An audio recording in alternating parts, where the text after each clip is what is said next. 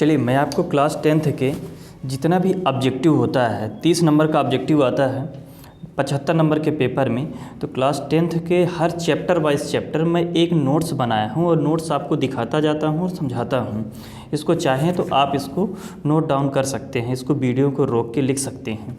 चलिए पहला प्रश्न क्या है, पहला अध्याय से पहला प्रश्न यही ऑब्जेक्टिव में आता है। खाली स्थान हो गया, जोड़ी हो गया, विकल्प हो गया, सारे क्वेश्चन यही आएंगे। तो इसको आप वीडियो रोक के नोट्स बना सकते हैं। चलिए पहला प्रश्न देखिए अध्याय 1 का, HCF इंटू LCM बराबर होता है A इंटू B। दूसरा प्रश्न देखिए, √2 हो, √3 हो, √5 हो, एक अपरिमेय संख्या है, ये अक्सर क्वेश्चन आता है। HCF देखिए 6 और 20 का 2 होता है, LCM 6 और 20 का 60 होता है। ये मैं पहले से ही सॉल्व करके रखा हूँ। अब इसका मैं जितने क्वेश्चन आते हैं पहले उनको बता रहा हूँ। ये सब कैसे आया है ये आप बाद में वीडियो बनाऊँगा, उनको आप देखिएगा। HCF जिससे 96 और 404 का कितना होगा, 4 होगा। LCM कितना होगा, 96 और 404 का 96 होगा। अब आप एक अच्छा क्वेश्चन है, अगर आ जाएगा तो बहुत कम लोगों से ही बनेगा, चूँकि इसमें लिखा है क्लास 10th की गणित से ही निकाला हूँ। गणितज्ञों का राजकुमार किसे कहा जाता है, तो इसे कार्ल फ्रेडरिक गास। इसका टाइम पीरियड है 1717 से 1855 तक। ये हो गया पहले चैप्टर का नोट्स। और देखिए थोड़ा सा और है, धनात्मक पूर्णांक की बात करेगा तो इसमें 2m, 2m+1, 2m+2, 2m+3 कुछ भी हो सकता है। लेकिन धनात्मक सम पूर्णांक की बात करता है तो 2m होता है, 2m+2 होता है, 2m+4 होता है, 2m+6 ऐसे करके बढ़ता जाएगा। और धनात्मक विषम पूर्णांक की बात करेंगे तो क्या होगा, 2m+1, 2m+3, 2m+5 ऐसे। एक और फार्मूला है, भाज्य बराबर भाजक गुणे भागफल प्लस शेषफल। तो ये हमारे पहले चैप्टर की नोट्स हो गई। अब इसी के साथ मैं आपको दूसरे चैप्टर के नोट्स, तब तक आप वीडियो को भी लाइक और सब्सक्राइब भी कर सकते हैं। चलिए दूसरे नंबर की नोट्स देखिए। बहुपद का मानक रूप होता है Px बराबर A0x0 plus A1x⁻1 plus A2x⁻2। ठीक है, तो ये हो गया। अब आपसे मैं पूछूं, ये A0x⁻0 plus A1x⁻1 plus A2x⁻2 plus ANx⁻n, ये हो गया आपका मानक रूप। अगर उदाहरण पूछे तो कुछ भी आप लिखिए, लेकिन x⁻2 प्लस x प्लस 1 आप उदाहरण एक कोई भी एग्जाम्पल दे सकते हो। शून्यकों का योगफल देखिए, हमेशा याद रखिए, कई बार क्वेश्चन आया है, -b/a। शून्यकों का गुणनफल c/a।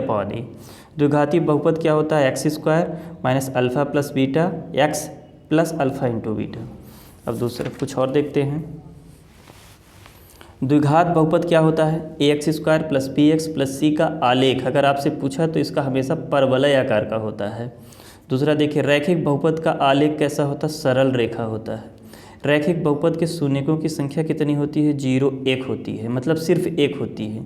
द्विघात बहुपद के शून्यकों की संख्या कितनी होती है, 2 होती है। 2 घात है इसलिए 2 बहुपद, त्रिघात है इसलिए 3 बहुपद। त्रिघात बहुपद के शून्यकों की संख्या 3। बस ये दूसरा चैप्टर पूरा हो गया। तो अब आप चलते हैं तीसरे चैप्टर में। तीसरा चैप्टर देखिए, रैखिक समीकरण युग्म का मानक रूप देखिए, A1x plus B1 plus C1 = 0, A2x plus B2 plus C2 = 0।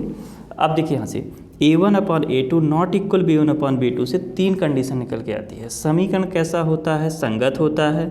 हल कैसा होता है, अद्वितीय होता है। रेखा कैसी होती है, प्रतिच्छेद होती है, प्रतिच्छेदी होती है।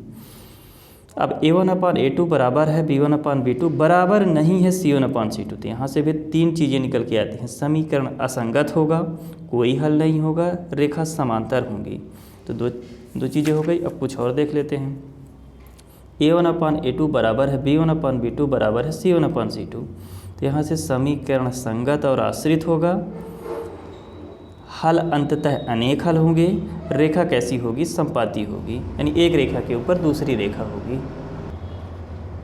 तो ये चैप्टर नंबर 3 भी समाप्त हो गया है। अब चलिए चैप्टर नंबर 4 पे चलते हैं। इनको वीडियो रोक के आप इनको नोट भी कर सकते हैं, तभी अच्छा रहेगा। समीकरण, अब द्विघात समीकरण का मानक रूप क्या है, ax² plus bx plus c a ≠ 0। तो ये आपका मानक समीकरण हो गया। विविक्तिकर का सूत्र पूछता है अक्सर, तो d बराबर होगा b² माइनस 4ac। इसमें 3 कंडीशन निकल के आती हैं। पहला, d का मान 0 से बड़ा होगा, या फिर हम इसी को लिख सकते हैं b² माइनस 4ac बड़ा है 0 से। दो भिन्न वास्तविक मूल होंगे। क्या इसका कंडीशन है? दो भिन्न वास्तविक मूल होंगे। दूसरा देखिए, डी जब जीरो होता है तो बी स्क्वायर माइनस 4ac बराबर जीरो होता है, तो दो बराबर वास्तविक मूल होंगे। और जब डी का मान जीरो से छोटा होता है यानी जीरो बड़ा होता है, बी स्क्वायर माइनस 4ac छोटा है जीरो से, कोई वास्तविक मूल नहीं होगा यानी काल्पनिक मूल होंगे। कैसे होंगे? काल्पनिक मूल होंगे। और अगला देखिए, द्विघात सूत्र का ये द्विघाती सूत्र लिखिए, श्रीधराचार्य सूत्र लिखिए। तो ये x बराबर minus B plus minus under root B square minus 4ac upon 2a। ये आपका चौथा चैप्टर समाप्त हो गया। अब हम चलते हैं पाँचवें चैप्टर में। पाँचवें चैप्टर की चीज़ें देखिए, समांतर श्रेणी का मानक रूप या व्यापक रूप लिखिए। a plus D, A plus 2d, A plus 3d।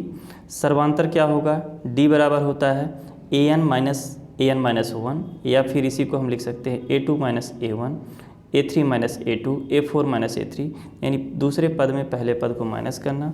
आपसे पूछा जाए सर्वांतर कैसा होता है, धनात्मक, ऋणात्मक, शून्य, तो तीनों हो सकता है। प्रथम पद क्या होता है? a, द्वितीय पद होता है a प्लस डी, तृतीय पद होता है a प्लस 2d, मतलब जितना भी पद पूछेगा उससे एक कम होता है d यहाँ। तो ये रहा कुछ जानकारी। और देखिए, AP का यनवा पद, AP का यनवा पद यानी अंतिम पद क्या होगा? an बराबर a plus n minus 1 into D. AP के प्रथम n पदों का योगफल क्या होगा? Sn बराबर n by 2a plus n minus 1 into D. या फिर ये दूसरा सूत्र है, Sn बराबर n by 2a plus an, अंतिम पद और प्रथम पद। यहाँ बताया गया है a क्या है? प्रथम पद है, n पदों की संख्या है, d सर्वांतर है, an क्या है? nवा पद है, और Sn क्या है? योगफल है।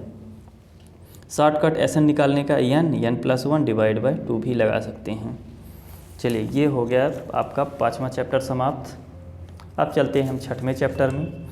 जिस तरह आपसे मैं पूछूँ, ये एग्जाम में आया था, थेल्स थ्योरम का टाइम पीरियड क्या है? तो ये है 650 ईसा पूर्व से 546 तक। ठीक है, ये आप याद रखिएगा, थेल्स 640 से 546 तक। सभी वृत्त समरूप होते हैं, सभी वर्ग समरूप होते हैं, ये डायरेक्ट परीक्षा में पूछा जाता है। सभी समबाहु त्रिभुज समरूप होते हैं, जहाँ रेड कलर की लाइन बनी है यानी यही एग्जाम में खाली स्थान रहेगा, रिक्त स्थान रहेगा।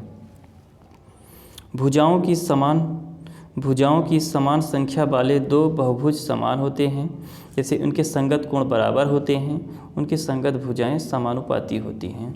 ठीक, तो यह याद रखिए।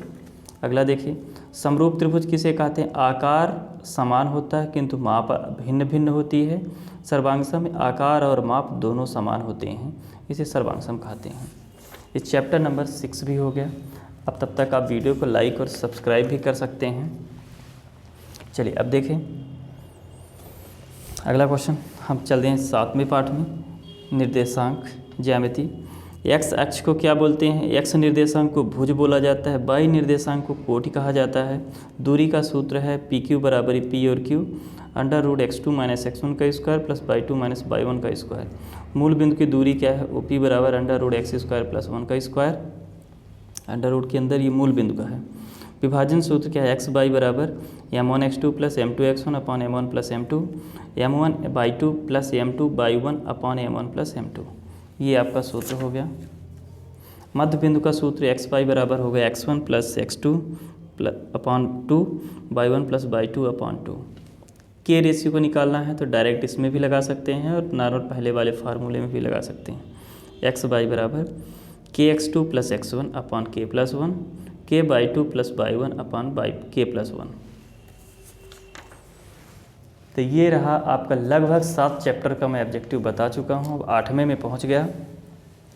त्रिकोणमिति का परिचय। ट्राई यानी 3 होता है, ट्राई यानी 3 होता है। गौण यानी भुजा होती है। मेट्रन यानी माप करना होता है।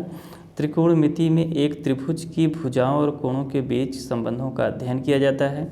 साइन का हम शॉर्ट फॉर्म ये है साइन थीटा कॉस थीटा। इनका पूरा नाम है sine, cosine, tangent, cotangent, secant और कोसेकेंड। ये शॉर्ट फॉर्म ही पूरा नाम है। ये फार्मूला तो लगभग सभी को पता होता है। साइन थीटा बराबर लंब बटे कर्ण, कॉस थीटा बराबर आधार बटे कर्ण, टेन थीटा बराबर लंब बटे आधार, कॉट थीटा बराबर आधार बटे लंब, सेक थीटा बराबर कर्ण बटे आधार, कोसेक थीटा बराबर कर्ण बटे लंब। और ये सूत्र दिया है, यहाँ थीटा है, हमेशा लंब थीटा के सामने होता है, 90 डिग्री के सामने कर्ण होता है, बची हुई साइड आधार है। यहाँ थीटा ये है तो लंब यहाँ हो जाएगा, कर्ण सबसे बड़ी भुजा होती है 90 के सामने, और ये आधार। एक साइन थीटा बराबर 1 कोसेक होता है, कोसेक थीटा बराबर 1 साइन होता है, कॉस थीटा बराबर 1 सेक, सेक बराबर 1 कॉस, टेन बराबर 1 कॉट, कॉट बराबर 1 टेन। ये कुछ फार्मूले हैं जो कि आपको याद रखना है। कुछ और फार्मूले देख लेते हैं। टेन थीटा बराबर sine theta upon cos theta, और कॉट थीटा बराबर कॉस थीटा बटे साइन थीटा।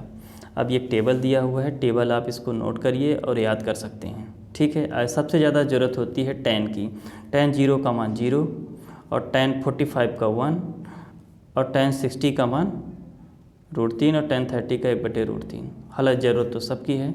कॉस, ये साइन का फार्मूला जो जा रहा है तो कॉस का एकदम उल्टा हो जाता है। जो साइन 0 का है वही कॉस 90 का है, जो साइन 30 का है वही कॉस 60 का है, जो साइन 45 कॉस 45 का दोनों बराबर है, जो साइन 60 का होता है वही साइन 30 का होता है, कॉस 30 का होता है, जो साइन 90 का होता है वही कॉस 0 का होता है।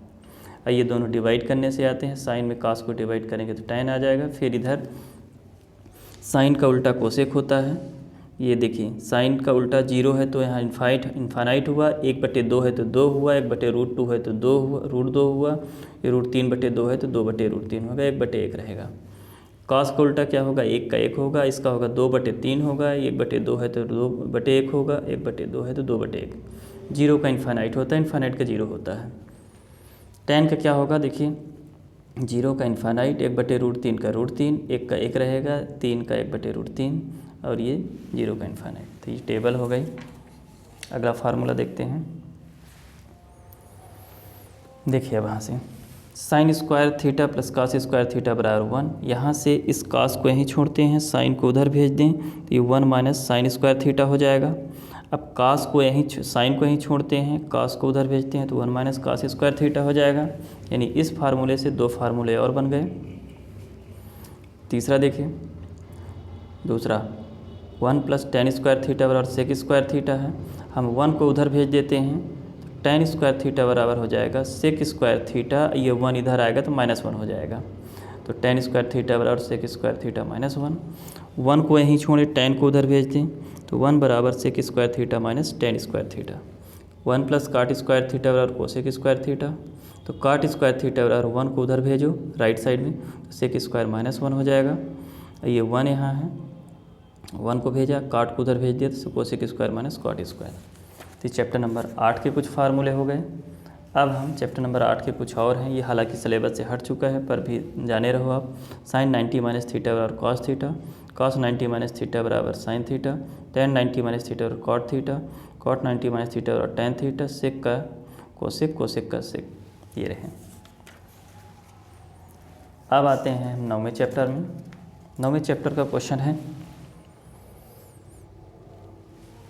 त्रिकोणमिति के कुछ अनुप्रयोग हैं। उन्नयन कोण क्या कहलाता है। ये जब इसकी परिभाषा की दृष्टि रेखा है, जब वस्तु को उस आँख से जाने वाली रेखा को मिलाते हैं, आँख से जो रेखा निकल रही है और ये वस्तु के मिलाने वाली रेखा को दृष्टि रेखा कहते हैं, इसे क्षैतिज रेखा कहते हैं। जब किसी नीचे से हम ऊपर की ओर देखते हैं तो दृष्टि रेखा और क्षैतिज रेखा के बीच बने कोण को उन्नयन कोण कहते हैं। इसका उल्टा, जब ऊपर से नीचे की ओर देखते हैं तो क्षैतिज रेखा, ये ऊपर क्षैतिज रेखा बनती है, ये देखिए, और ये दृष्टि रेखा, इनके बीच जो कोण बनता है उसे हम अवनमन कोण कहते हैं। और जितना ये कोण होता है उतना यहाँ होता है, क्योंकि एकांतर कोण कहलाते हैं। तो ये हो गया अवनमन और उन्नयन। अब याद रखना एक प्रश्न है, जब वस्तु की ऊंचाई और छाया दोनों समान होती है तो हमेशा 45 डिग्री का कोण बनता है, इस बात को भी याद रखना। चलिए अब हम चैप्टर नंबर 10 में पहुँच गए हैं। 10 में देखिए, अप्रतिच्छेदी रेखा जो वृत्त को स्पर्श ना करे, छेद ना करे, साइड से निकल जाए, उसे क्या बोलते हैं, अप्रतिच्छेदी रेखा। स्पर्श रेखा क्या है, जो वृत्त को स्पर्श करते हुए निकल रही है। वृत्त का एक बिंदु, रेखा का एक बिंदु, दोनों मिलते हैं तो स्पर्श बिंदु कहते हैं, स्पर्श रेखा कहते हैं। छेदक रेखा वृत्त के 2 बिंदुओं पर छेद करते हुए निकल रही है, इसे छेदक रेखा कहते हैं। स्पर्श बिंदु क्या है, जब वृत्त का एक बिंदु और रेखा का उभयनिष्ठ बिंदु को स्पर्श बिंदु कहते हैं। छेदक रेखा वृत्त को 2 बिंदुओं पर प्रतिच्छेद करती है। ये आएगा कितने बिंदुओं पर प्रतिच्छेद करती है, तो 2 बिंदुओं पर। कुछ यहाँ से भी याद कर लीजिए। वृत्त के एक बिंदु पर एक स्पर्श रेखा होती है। वृत्त का जो एक बिंदु है वहाँ केवल एक ही रेखा होती है, केवल एक बिंदु से एक ही स्पर्श रेखा जाएगी। एक वृत्त की दो समांतर स्पर्श रेखाएं, मतलब वृत्त की कितनी स्पर्श रेखाएं होती हैं? दो समांतर रेखाएं होती हैं। बाह्य बिंदु से वृत्त पर दो स्पर्श रेखाएं खींची जा सकती हैं। बाह्य बिंदु से वृत्त पर दो स्पर्श रेखाएं की सब वीडियो बना चुका हूँ, वहाँ जाके आप देख सकते हैं। एक वृत्त पर अनंत स्पर्श रेखाएं खींची जा सकती हैं। इसकी क्या है, ये इनको रटिए, इनको नोट कर लीजिए या रट लिए। समझना है तो दूसरे वीडियो में जाके देख सकते हैं, प्ले लिस्ट में सारे वीडियो बने हैं कैसे इनको समझाया हूँ। तो चैप्टर नंबर 10 हो गया, अब चैप्टर नंबर 11 हो गया। वृत्त का क्षेत्रफल पाई आर स्क्वायर होता है। वृत्त की परिधि 2 पाई आर होती है। त्रिज्यखंड का क्षेत्रफल थीटा बटे 360 गुणे पाई आर स्क्वायर होता है। चाप की लंबाई होती है थीटा बटे 360 गुणे 2 पाई आर होता है। वृत्तखंड का क्षेत्रफल होता है त्रिज्यखंड का क्षेत्रफल माइनस त्रिभुज का क्षेत्रफल। तो ये हो गया। त्रिभुज का क्षेत्रफल निकालने का है, ये जब थीटा 90 दिया हो तो 1/2 आधार गुणे ऊंचाई बेस इंटू हाइट होता है। जब 60 दिया हो तो √3/4 ए स्क्वायर होता है। ये कॉमन फार्मूला है। दो भुजा दिए हो, उनके बीच का कोण दिया हो तो हम ऐसे त्रिभुज से भी निकाल सकते हैं क्षेत्रफल। अब आते हैं 12वें चैप्टर में।